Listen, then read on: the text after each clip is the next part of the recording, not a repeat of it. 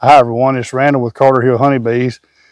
We're approaching the middle of February. It's a little bit late for 2021 review, but today I want to talk with you about and share some of the changes I made last year, what I did and how they affected me, basically how they turned out and what I learned from them, and kind of touch on what I got in mind to do this year. And the way I'm going to do this, I'm going to start in January, pretty much do it quarter by quarter. So January through March will kind of cover the first things I do. The goal I had coming into 2021 was to change my winter configuration.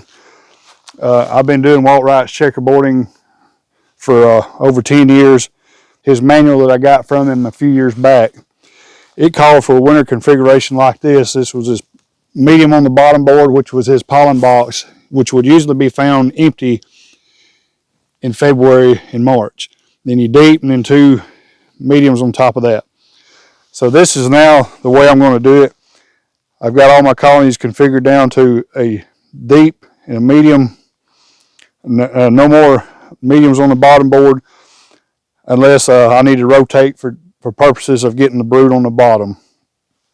And the reason I'm doing that, I feel like this right here was hurting me on efficacy on my mite treatments. With a smaller volume to deal with, I should have less bees to deal with, and also I'll get better efficacy with my mite treatments.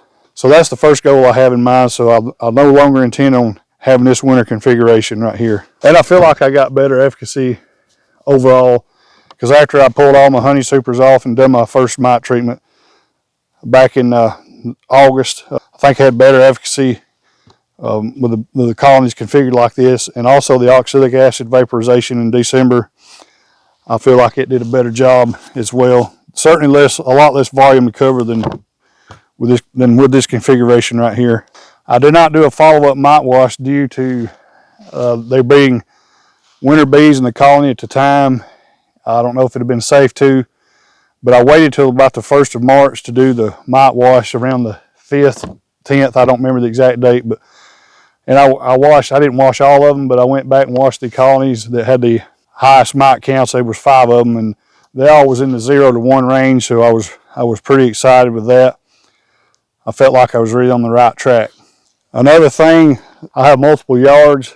Back when I first started, if you have multiple yards, this will probably affect you somewhat, but if you just have a few hives at home, this is probably not going to mean much to you. As I gotten more and more yards, I had probably a 12, 14-year-old pickup truck at the time, which was not a problem. And in 2010, I got a newer pickup truck. It was really too nice to be going around in the yards I did for one summer.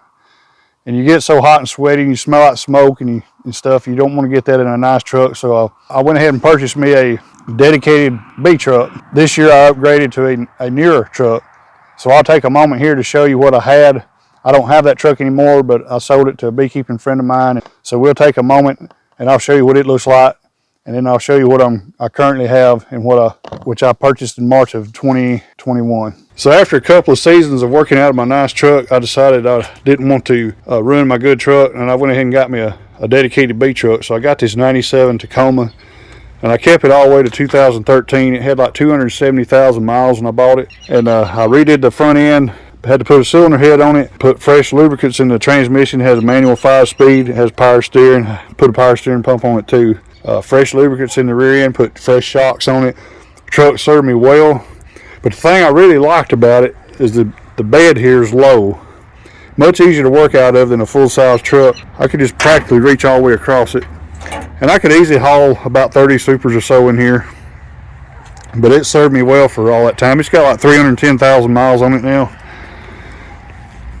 After a few years and pulling heavy loads of those supers and that utility trailer, which it did fine, but it's getting to where it strains, and if I'm going to grow, I'm going to need a little bit more power. I went ahead and upgraded, but I sold this to a good friend of mine, and he's a beekeeper as well, and he's making good use of it and has had good luck with it himself. Now, this is the truck I purchased about early March last year, and I felt like I needed to upgrade. This has a V6 in it, has an 8-foot bed. I'll probably keep this truck a good while. The bed's pretty nice. It's a little bit higher than the black Tacoma I showed just a few moments ago as far as the height of it, but I still have easy access over in here. The bed's quite a bit bigger than the Tacoma. If I didn't say it, it's a 2014 Tundra. It's a pretty good little truck overall. Quite a bit more room back here. And it's got the power I need. It don't strain near as bad as the 97 Tacoma, the black Tacoma. Now I had this truck about 6 weeks and got behind a slow vehicle. It wasn't quite running right, and I probably wouldn't have bought the vehicle other than I guess I was more interested in the bed, and I kind of took a chance. Actually, during the honey harvest, I think it was the second pull, it went to knocking real bad after I passed that slow vehicle. That's the first time I had opened it wide open, so obviously that didn't do it. It was just the final straw. Wound up having to have a refurbished engine put in there, which is running great. I've probably put about 800 miles on it since then. But I'm real pleased with this engine. It's a totally different animal now. It's got plenty of torque. I'm not concerned with its reliability anymore. And I actually don't regret buying this truck, even though the engine replacement cost me about as much as the truck did when I initially bought it. I suspect I'll get more than a decade out of this truck. Had 170,000 miles when I bought it. But this is going to do what I need. Air conditioner, everything works with it. The frame and all is in good shape. The transmission and all real clean under there. But for whatever reason, I guess you're wondering why I had to replace the engine. And whoever had this truck before me, they did not change the oil. It was obvious. It was just sludge and gump all over the top of the head in there. None of the cam timing stuff was working or anything. Still, I don't regret buying the truck. It's a good truck. Everything's good about it. So I just had that one issue with the engine. Like I say, if you have a nice vehicle, if you're a sideliner, it's a good idea to have you a dedicated B truck if you can do it, because you will get hot, sweaty, smoky and stuff. And if you have a nice pickup, that's going to make it unattractive. Plus, when you go to the yards, you're going to get bee poop like this. This is a result of the open feeding I'm doing right now. So you're going to get bee poop and stuff like that on there. So in my opinion, having a dedicated bee truck is a pretty nice thing. So from January through March, that's about the only things I tried, and the changes I made. Everything else is pretty much status quo. My checkerboard and technique, the cues I take from nature, unless I come across something better, those aspects probably will not change for me. So the second quarter, we're talking about the second quarter now, basically April through June. After my checkerboarded maneuver, I got the medium off the bottom, got it up here, checkerboarded these two supers right here, and got my brood nest coming up this way. So what I did was I come back around towards the first week or so in April, shook my bees down to these two boxes, put my queen excluder here between your first and second medium, put the brood, these two boxes here, had a decent amount of brood in them, especially this one here. So I put the brood back up here, allowing the nurse bees to come back up, and then as that brood emerged, they could backfill that with honey. And then I proceeded to put supers on top as needed. Probably around the 1st of June, last week in May, going to be about the last of you putting on supers and getting foundation drawn. Usually the nectar flow is over here by the middle of June. So this is roughly what my average colony looked like at harvest time. And I had some that was taller. I had some I got 7 and 8 off of, but this is just an average representation. These are the effects I saw with the queen excluder. I've always been one of these that called them a honey excluder, and I've totally changed my mind on that now. One of the problems I was having with the checkerboarding in the past was the brood nest would find its way up into here, and then when I would go to harvest, I'd find myself having to sort through 2 or 3 supers here to get the brood out in the field, and that was taking a lot of time. And in the middle of July, it's hot, and it just adds to the work. So this year, I was able to just pull supers down to here, blow them out, and load them and go. All my brood nest was contained down here in the lower 2 boxes, so that was really a plus. And that allowed for easier application of the mite treatment in August as well. So I was well pleased with that trial of using the queen excluder, and I definitely plan on using the queen excluder going forward. Had good success with it. Something else I tried 2 different variations. As I supered up, I would put a couple of frames of foundation. Now we're talking about late April for this. Usually white wax starts here in the middle to last week in April. Some of the supers I put a couple of frames of foundation in, closed in the 2 adjacent frames that are already drawn beside it to make it tight where they wouldn't build cross combs. And then some of them I just simply put foundation on top. That is what I've traditionally done in the past. Adding the foundation in the drone was something I tried this year, and they both work. I don't know if there's really one particular advantage from one to the other. but I'll continue to probably do both of those. But I will definitely keep doing the adding a frame or two. They did draw it in most of the colonies. So that concludes the review of the second quarter of April through June of 2021. So now we'll touch on the third quarter, which will deal with my honey harvesting, the extracting house, mite treatment, mite washes. Typically here in northwest Alabama, we get, on an average year, it kind of dries up. I mean, we get a lot of rain in April and May, especially the first part of May, then it will typically kind of dry up. Some years, June will be fairly dry. It can even turn into drought some years. And then it seems like it gets more and more humid.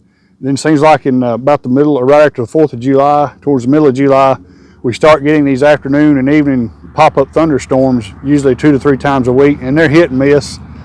And those usually will last through around Labor Day or maybe just before. And unless we have a tropical type system to come in here out of the Gulf of Mexico from the south, usually, especially right after Labor Day, early September, all the way through the end of October is usually pretty dry. October is statistically our driest month of the year here in Alabama. We usually get less than 3 inches or around 3 inches of rain at that time, but last year was different. The rains continued on. I think we had a couple of tropical systems come up through here in August and September, and the rains continued on through the fall. Even in October, it was really wet. I believe we got around double the amount of rain in October that we would typically get. It was more like what you would see in April or May instead of October. And how that ties into my honey house, if you understand humidity and kind of what happens, the humidity gets really high at night. And then in the daytime, it will typically get down in the 50% range or so, because the warmer the air gets, the more humidity, the more moisture it can hold. We had a lot of days it was cloudy and we didn't have as much rain, which kept the humidity up what it normally would. So we had longer periods of time where the humidity was higher than what it would normally be. From what I gathered from taking moisture samples out of my honey and some other beekeepers in the area, that seemed to cause our honey moisture to be higher than what it typically is. I know when I sampled mine and I pulled it, it was around 18.1, 18%, 18.3, and it was concerning. But fortunately, I had decided to try putting a dehydrator in the honey house this year, along with some space heaters, some fans. So what I was going to try to do is pull moisture out of the honey before I extracted it. And the way I did that was with the space heaters, even though we're in the dead of summer, the temperature will drop down in the 70s at night, and that causes the humidity to go up, 70, it'll go up to over 90% most nights. And if you've read much about honey, above 58%, the honey will absorb moisture out of the air, and below 58%, it will give moisture up into the air. With the space heaters and dehumidifier, I wanted to try to get the humidity as low as possible and definitely below the 58% threshold 24 hours a day. So what I did is I had those heaters in there, and I kept it about 90 degrees in there day and night for 3 days prior to extracting. Dehumidifier, it kept the humidity around 28%. That and that warm temperature, it pulled the moisture out pretty good. And before I extracted it, I checked it again, and the honey was checking anywhere from like 13.9 to about 15.5, 15.75%, and I was really amazed with that. So I went ahead and extracted it out, and it all balanced out around 15.5%. And the immediate effects I noticed was the honey was a little bit thicker, obviously, but the unexpected result also was the taste. The flavor of the honey was more pronounced to me. The taste was a little more intense. It's just more concentrated is the best way I know to put it. So that is something I'll definitely be doing going forward. But the side effect of that in combination with the rain was, because I had no experience with this, I was bringing in around 30 supers or so, bringing in there, and I was having to let it set for 3 days to go through this cycle. So that made it take a lot longer to get my honey extracted than it normally does.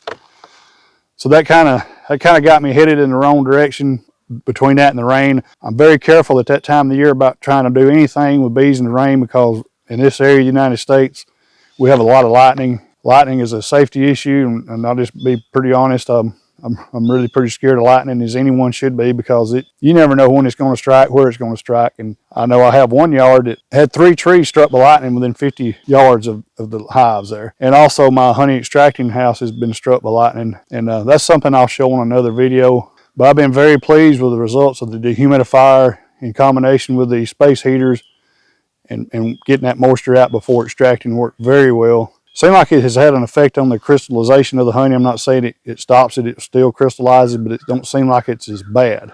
Now for this year, I've got to find a way to stage those supers and let them be dehydrating a day or two in advance while I'm extracting another group of supers. That way I ain't got to wait 3 days. I can just get back to normal that way. So I'm either going to have to come up with me another little building or something just specifically for dehydrating the honey. For other aspects in the honey house, I've showed you my honey house configuration before that involves an extractor, and I have two 100-gallon stainless steel tanks and two 40-gallon stainless steel tanks. I purchased this year the Maxant double jacketed bottling tank, which warms your honey up to a nice bottling temperature. I guess you could say I probably harvest honey about the hardest way you can imagine, and what reason I say that, I would have 15 5-gallon buckets in there. I strained it through 4 separate screens, which means every bit of the honey I harvested went from extractor to tank, to tank, to tank, to tank, and then the unbottling tank.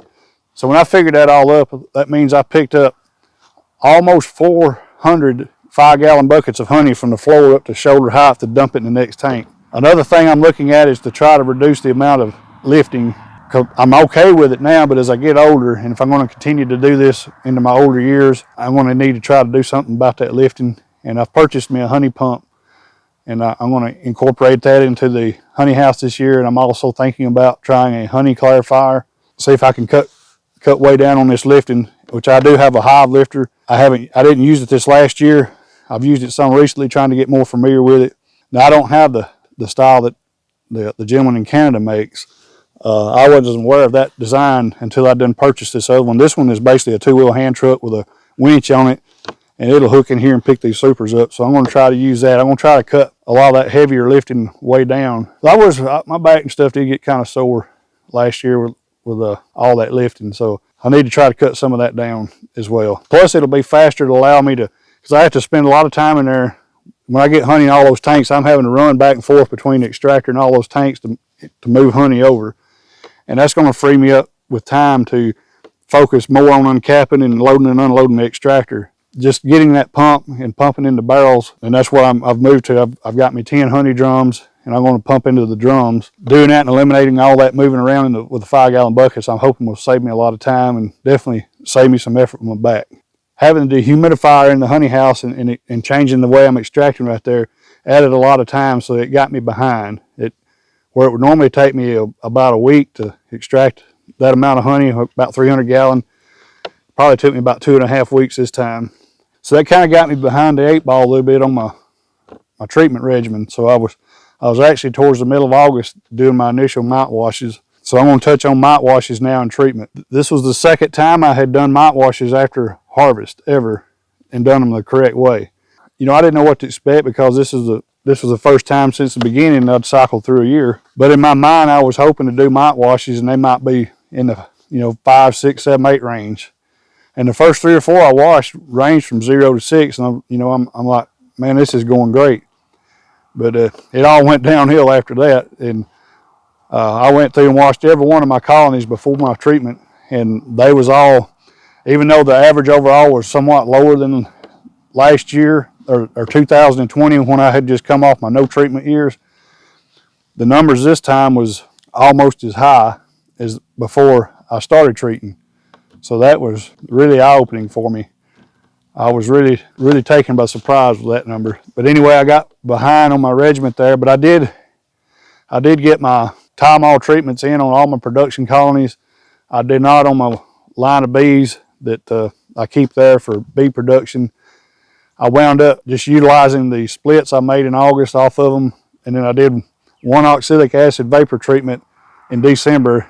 As warm as it was that month, that was the only time I could get the temperature range right to do that oxalic acid treatment. Looking back on that now, and if I encounter this again, I'll probably just get me a red light or something, do the oxalic acid vapor at night, because even if it is too warm and they're capable of flying, they shouldn't be flying after dark. I feel like I could achieve the same success if I have to do it. If we have those kind of weather conditions again in December, I can just do it at night. Now the first year in the winter of 2020, 2021, I done 3 oxalic acid treatments 5 to 7 days apart, and the temperature window was perfect. So I feel like my efficacy is probably going to be down this time, being I only got the one. And the last point I'll make, the last thing, and I guess this will touch kind of into the third and fourth quarter of 2021. I better did get my mite treatments in, but I kind of had gambled, and I touched on this in the emergency feeding video I just put out a few days ago. But I didn't do a good enough job feeding my bees up and getting them prepared for winter. I kind of gambled on getting a good fall flow. I kind of got spoiled for a few years. We had some really good, the first few years I kept bees, we had a really good goldenrod flow. I guess it was just a coincidence. Those years I wouldn't have to feed, and I kind of assumed because we'd gotten so much rain, you know, there'd be a tremendous goldenrod flow. Well, it was a bust. I had 2 yards here, the yard here at home, and then I had a yard up on the hill that did a great job filling up with something off of the late summer and fall. I don't know what it was. And then some of the yards didn't hardly do nothing. So the lesson I'll take from that is I'm gonna feed heavily after harvest, but beginning in the middle of August. I'm gonna start feeding sugar water and some pollen supplement. Turn my bees population over where those healthy bees can raise healthy winter bees, and I'm gonna try to get all my colonies, you know, weighing upwards of 90 pounds. So I'll just plan on basically feeding colonies like this about 6 gallons of sugar water and probably 2 or 3 pounds of pollen supplement, somewhere in that neighborhood. So that way I'll be covered either way. If we get a good fall flow, that's a good thing. If it don't come, then hopefully I've provided them the resources to build up adequately and winter as they should. I'm having to play catch up this year right now because of what I did not do last summer, but that's nobody's fault but my own. So that's basically it, my 2021 year in review, kind of the things I tried and the mistakes I kind of made. A lot of the stuff I did turned out well, and some of it not quite so well, but overall I did good, about 300 gallons of honey still. That's my strengths, catching swarms and honey production. For me to consider myself a successful beekeeper, I feel like in addition to my swarm catching and honey production, I need to be able to rear queens successfully, consistently have less than 10% loss year after year. And I've not reared any queens yet, and even though last year I had about 2% loss, or the year before that last, this winter here, due to my neglect in feeding and getting behind, probably around 12%. I hadn't even calculated it, but I know it's above 10%, probably around 15%. So those are areas for improvement I'll be working on going forward. I hope some of this information is valuable to you and will help you out. My goal here is to try to help new and upcoming beekeepers by sharing some of my trials and errors and lessons learned. Back when I started, didn't have the advantage you do now with YouTube.